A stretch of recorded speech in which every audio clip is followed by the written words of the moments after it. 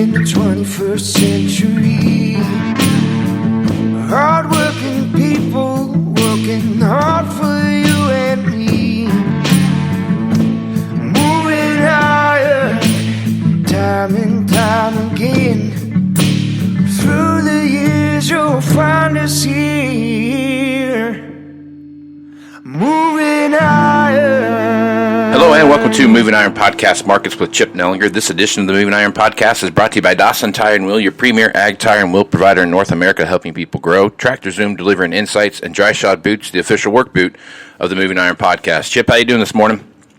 Doing well. How you doing, Casey? Not too bad. Chip is with Blue Reef Agri-Marketing out of Morton, Illinois, and he's kind enough to come on once a week to sit down and talk about what's going on in the markets. You know, fortunately, Chip, since we started doing this about almost 3 years ago, we've had no lack of things to talk about, and you know, today is no exception. So, a couple things I want to hit on today to get your opinion. I read two articles this morning when I was getting ready for the podcast. One was from on the Ag Web, and they were talking about the Phase 1 Chinese trade deal, and basically they were saying, you know, hey, look, don't get too excited here. China's just buying what they need. And, of course, then there was a political spin to it of sorts that was, you know, there's a guy was on talking about how much better Joe Biden's going to do for exports with China because he understands blah, blah, blah, blah, blah, right? I guess, what's your thoughts on that? I mean, we've talked about this quite a bit to some extent on here, and I think you and I both are in the same camp that China's going to buy when China wants to buy, and they're going to get it from the cheapest source out there, and they're wanting to renegotiate that Phase 1 because they feel it's one-sided towards the U.S. So I guess, what's your thoughts on that? Well, you opened a big can of worms there. That's right, baby. Dropping hammers early. There's already talk, like you mentioned, in the mainstream media, which means it's just getting softened up for the general public of a total redo of this trade agreement. So I would say that I agree with you. He does know how to handle China and let them walk all over us. So that's probably what's about to happen in about 35 days or whatever here, 40 days, come mid-January. And does that mean they're going to buy more grain from us? I don't know. I think that, you know, one thing about China is in the negotiations that they hold, China comes out ahead, partially because, you know, they don't really they don't do very well honoring contracts. And when things change, they want to change the contract. You know, major grain buyers for decades have struggled with that. You know, buying grain one day, selling it the next, canceling it the next, reselling it somewhere else. And, you know, they might do that 5 times from the time it leaves the Gulf to the time it hits the mainland. So I don't know what that means as far as them purchasing, you know, additional U.S. goods. I think that it worked out well for them this year because in the end result, after the fact, I think that they had some crop problems with all the flooding they had in the South. They had a lot of dry weather and insect pressure in the main areas of the north. I think trade agreement or no trade agreement, they were going to buy a lot of grain, beans, corn, wheat, pork, beans, all of it from us and other places in the world, regardless of a trade agreement. It just happened to coincide with something that they could kind of use in their favor. So kind of worked out well for them. I think it's too early to say what that means as far as grain trade goes. But as far as the balance of trade and, you know, us importing cheaper goods at the expense of U.S. manufacturing, that's probably going to change for the worse, I would guess, in the very near future. But it's, I think, too early to tell what that means for grain trade between, you know, China and the United States. It probably means what it always means. If they need it, they're going to buy it from us. If they don't, they're not. If it's cheaper somewhere else in the world, they're going to buy it there. I mean, I think they pretty well have said that, you know, notwithstanding this trade agreement, even right all through the discussions on this current trade agreement, they said that we'll buy it from you if market prices dictate. And it just so happens that for the last few months, market prices have swung our way and they're buying it from us. Yeah. Well, I mean, that's the language in phase one. We'll buy it from you as long as it makes sense. Basically, I'm paraphrasing here, but that's the language in the phase one agreement. So it's not like they're not actually, doing something they said they wouldn't do. So it's all right there to start with. Exactly. Crazy stuff going on. Citibank comes out with I want to bring this up just for the sheer fact of, if this does happen, my God, this is 20 will look like a great year compared to 21. But Citibank comes out with a projection that the U.S. dollar is going to decline by 20%, which, I mean, that's like this Depression era level type of collapse, of monetary collapse there. So I mean, I guess I don't know. I won't spend a lot of time on that, but I mean, I guess what's your thoughts there? I mean, that's just that's a big number to see that come in 1 year. Yeah, it is, and something's got to give in this. It's Exactly. been years and years now of zero interest rates. Pumping money into the system, money printing. Bailouts, so to speak. I think there's already been talk where they're trying to get another massive stimulus package through, talking about additional lockdowns in different states. Michigan already, Chicago shut down, parts of New York. Our governor's saying we're probably very close to a stay at home here in the whole state of Illinois. Businesses shutting, restaurants shutting. So there's going to be another massive, aid package. So you can't have that environment without some sort of inflation, and it's almost like a race to the bottom, right? When you talk about the dollar, it's always in relation to some other currency. So one's gaining and one is losing in relation to the other. And it's not like we're alone in the world, right? Europe has kind of led the race to negative interest rates. We're not quite there yet. You could argue we are in some durations of the yield curve, but you can't have that never ending and not have inflation. That's what people don't seem to get through their head. I'm certainly not a Nobel Prize winning economist, but when you put money into the system, when you raise minimum wage, talking about wiping out student loan debt, when you put money in the hands of people, it increases prices. It leads to inflation. There's just no two ways about it. And all the zero interest rate and negative interest rate policies here for years and years and years, it looks like for the foreseeable future, all that's going to do is decrease the dollar. And when you decrease the dollar, it increases prices, and it just leads to inflation. So, I think that's probably going to be something that we're going to fight for a while here. Unfortunately, we're going to get $15 minimum wage nationwide, but a loaf of bread's going to double too. So you're not going to get as much for the $15 an hour that you're working for. It's just a vicious cycle. Yep. Yeah, economics is a complex thing, but not totally if you get the basic fundamentals, right? It's not overwhelming. Yeah, sometimes they try to make it harder than it is, and then you've got a lot of opinions in there, a lot of politics in there, and everything's so politicized anymore. There's people out there saying debt doesn't matter, and that's great. They have won Nobel Prizes in economics. Yeah, doesn't make a lot of sense to me. Yeah, debt doesn't matter then, huh? Wow, cool. Glad I just found that out. That's great.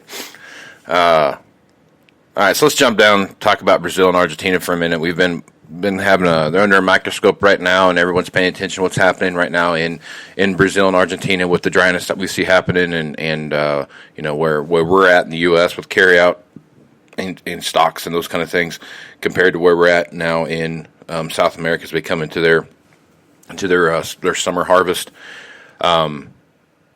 Brazilian corn got trend back about 2 million metric tons and back to 106 metric tons. And the ag minister's neutral to bias, is neutral to lower moving forward on what he thinks that will happen there. And the same with Brazilian soybean crop. They've really made no change there, but they're kind of still having around that 130 million metric ton mark. And then if you start looking at what's going on in Argentina, they're trimming theirs back about 1 million metric tons. So starting to see some shape up there that this could be a smaller crop than what they thought, but as this dryness continues. So as you take a look at that situation now compared to where we were at last week, what are your thoughts with the information coming out of South America? Yeah, from what I read, and different sources that are pretty reliable as far as weather goes. And all that being said, I'm not a weather person, and I hate weather markets, but we are smack dab in the middle of one. It's bad and getting worse down there. It looks like to me in the main growing areas of southern Brazil and all across Argentina. It's surprising. You mentioned that there hasn't been really many downward revisions in their production yet. And it is still early. I mean, there's time for them to get some rain, but they're fighting La Nina. There's no indication that's going to change anytime soon. In fact, there's some talk that's going to push right on through into our growing season this spring. We'll worry about that when that time comes. But right now, front and center in the target here, the bullseye is South America. And the thing about this is, a couple weeks ago, USDA, you mentioned, pretty well unchanged as far as Brazilian production, like 133, if I'm not mistaken. That morning, they had a estimate down there from Brazil of like 134.9. That's a massively high bar. And with our carryout shrinking, if that dry weather would continue, say 4 to 6 weeks from now, which it looks like all the way in through kind of mid second week of December now, there's not much in the way of rain down there. If that continues and those private and private and government projections start coming down, that's going to be potentially explosive for the bean market as world carryout starts shrinking. And then you just kind of have this whole cascading domino effect. So they started planting super late, needing rain to get some germination. Their season's shortening up. That means their second crop corn window is shrinking. That's kind of a narrow window anyway. It just is a cascading effect. And so it not only could affect bean yields, obviously, but it could affect their second crop corn production and acreage. And so it's a massive issue down there. Again, there's time for them to get some rain and for the conditions to change, but this isn't something new. They've been fighting this trend for a long time. Finally got in many areas of Brazil a couple weeks, about 3 weeks ago, maybe 4 now, a little bit of moisture at least to start planting into, but that's a lot of that's gone. And in my mind, we've got the makings of a real big problem down there. In some of the main areas, keep in mind, they're spread out. You talk about from the northern Brazilian areas to, the southern Argentina areas, it's a massive area, goes from well north of the Canadian border all the way down into Mexico. If you would, superimpose that growing area on North America, it's a massive area. So we're not talking about every single acre down there, but it's a big enough area that it really could ding their production. And the market's watching that. If they get rain, you're going to see the bean market maybe beat up a little bit. But if that trend continues of dry weather on into, the first of the year, right around Christmas to right after the first of the year, then we have, kind of passed the point of no return, and they have a big problem down there. And as tight as we are in ending stocks in beans, and the fact that our corn carryout shrinking and the world carryout shrinking, if they don't get that second crop of corn in on time or delay or reduce their planted acreage down there for the second crop of corn, it could really be a game changer and really add some volatility and some price appreciation here. All that being said, we can't get too bulled up because big crops down there, and we're still fighting potential shutdowns, coronavirus. Is the vaccine going to work? Is it not? When's it going to be here? Type of a scenario. There's still plenty of risks out there. but it could become very explosive based on the weather down there, and everyone's fully attuned to that and watching it like a hawk for any precip increases. But right now they are really fighting dry weather. Yeah. There's like you said, there is a big issue down there brewing, and what does that look like, especially going into if this La Nina thing continues into the U.S. Through our planting and summer year. It's going to be dry for sure. Definitely for sure. Let's talk about what's going on in the hog market right now. So they've had some decent runs here of late. Looks like hog slaughter numbers are down from a year ago. But overall, they've had some pretty big ups. Now, China has kind of trend back a little bit on what they're buying as far as hogs go, but for the most part, they're still buying quite a bit. So what's your short-term look on hogs, and kind of what's your long-term look like? Boy, you're asking the tough questions for a Tuesday morning. Getting after it here, Chip. I don't fully have the caffeine flowing through my blood yet, but man, you are setting a high bar here. So the hog market, we can produce hogs, and we've proven that, and we're efficient, and we can put the pounds on, and we've got big numbers of hogs. Luckily, China has been buying a lot of our pork. At the same time now, which is driving some of this massive soybean purchases that we've seen from them, they're trying to rebuild that hog herd. I'm not sure that they've got the African swine fever issue fixed. You don't hear much about it, and they're trying to rebuild their hog herd in a very rapid way. And so we're in that transition. How fast can they do that? Do they have that, African swine fever in control? Is it going to rear back up and cause them massive problems?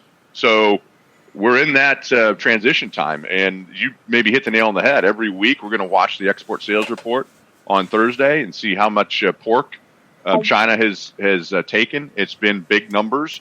They've actually slowly started increasing their beef purchases from the United States as well, not to the extent that we see on the pork side.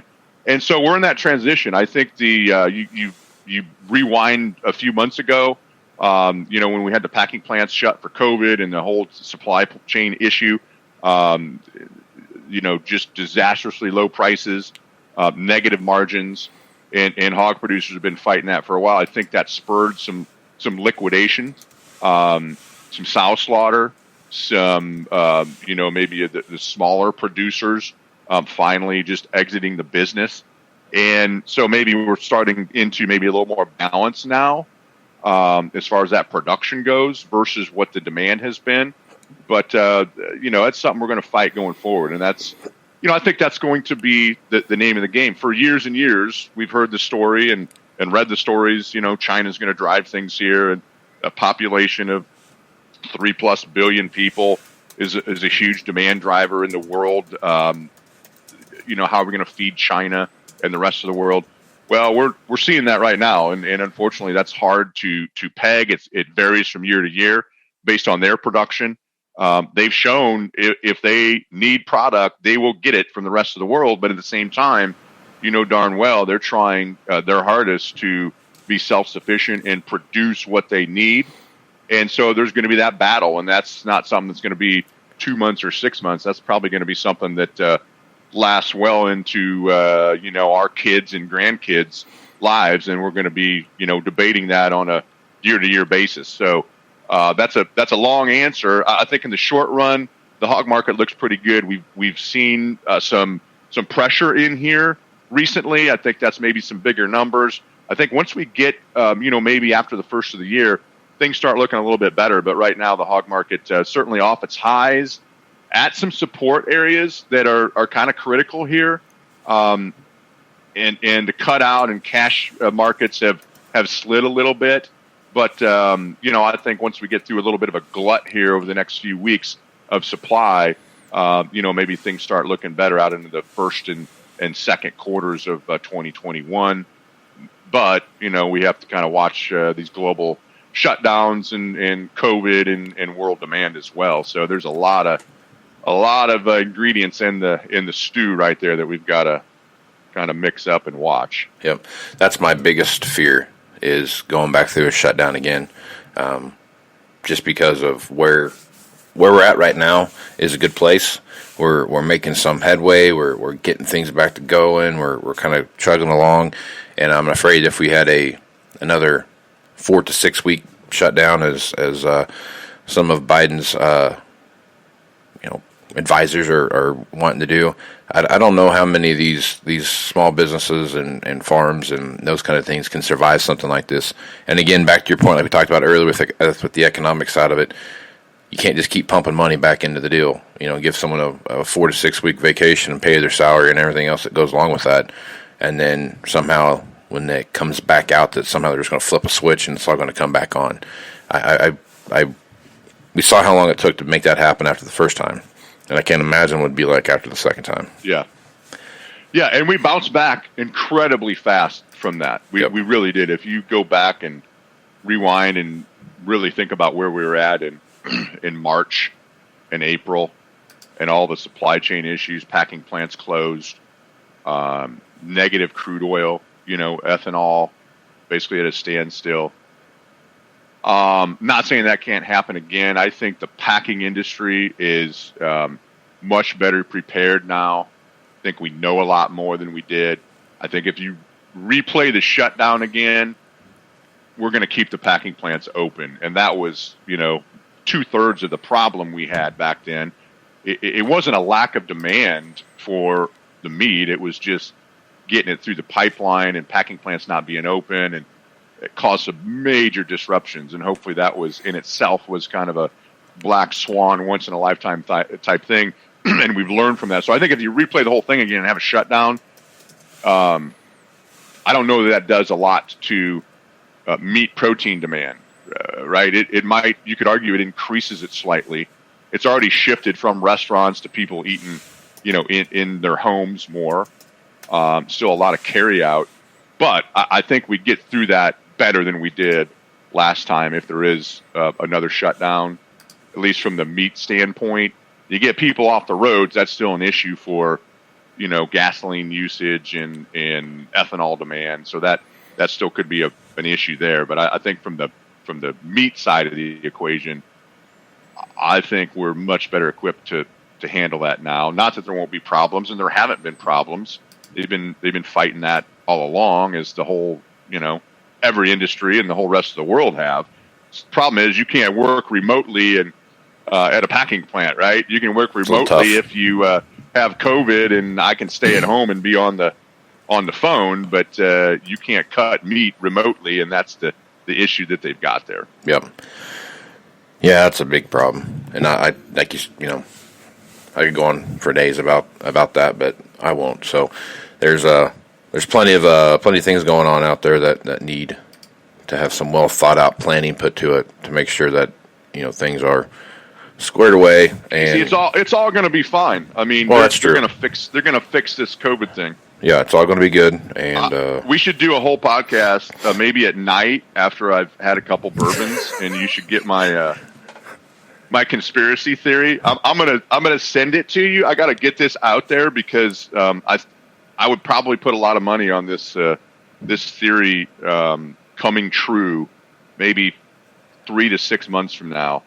But my guess is by about March, the press will have another pet project, and although COVID isn't going to go away, there's going to be a lot less fear and a lot less talk about it, and the statistics, quote unquote, are going to show a great decrease in positivity. And but that's just me. I'm a tin hat conspiracy theorist. Just book it. Let's do it. I like it, and I'm with you. I think it's going to fade into the page 7, like African swine fever did when it ran its course. And even though it's not gone away and it's still devastating the herd in China, we just don't hear about it as much. So right. And I'm not saying it's not real. Don't hear me say that. I don't want it. I don't think I've had it yet. I don't want it. Yeah. I don't want my parents to get it.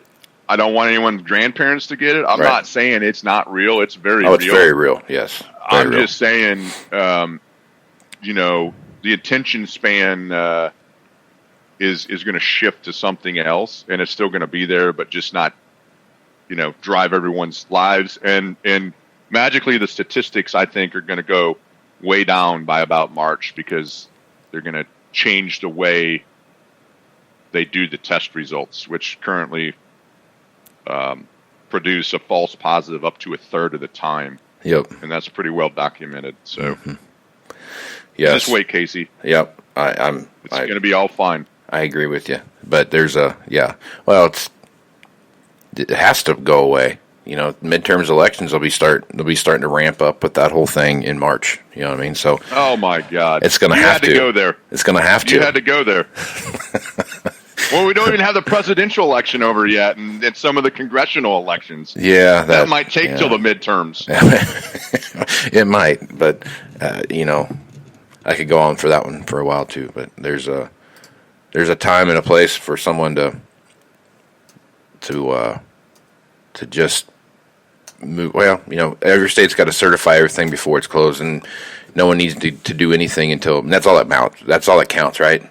It's just the states have to certify it, and when the states certify it, then it's done, right? But up until then, no one's won anything yet.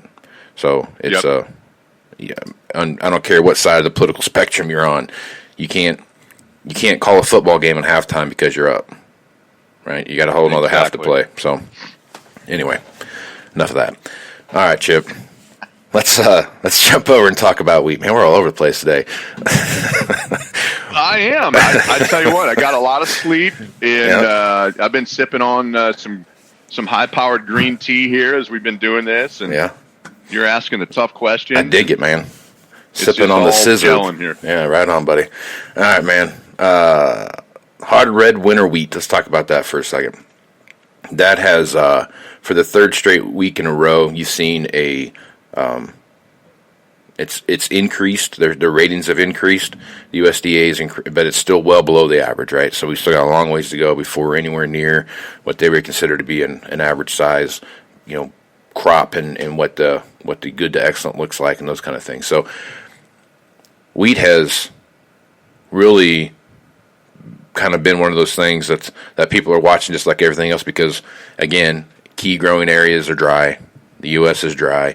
A lot of guys planted into dry ground, hoping for some rain, and not all of it's emerged yet. So, which is it's not going to, right? So I guess, so what's your thoughts on the wheat market right now? I mean, it just feels like to me that there's, again, this is one of those powder kegs that's ready to go off, and we could start seeing some really good runs here in the wheat market.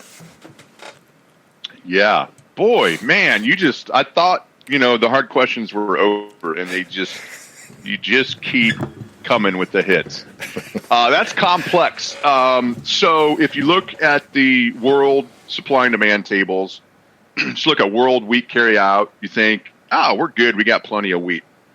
The problem is we've got, some potential production problems in a lot of areas. The U.S. plains, Kansas, Oklahoma being one, Russia, Ukraine, a major production area being another.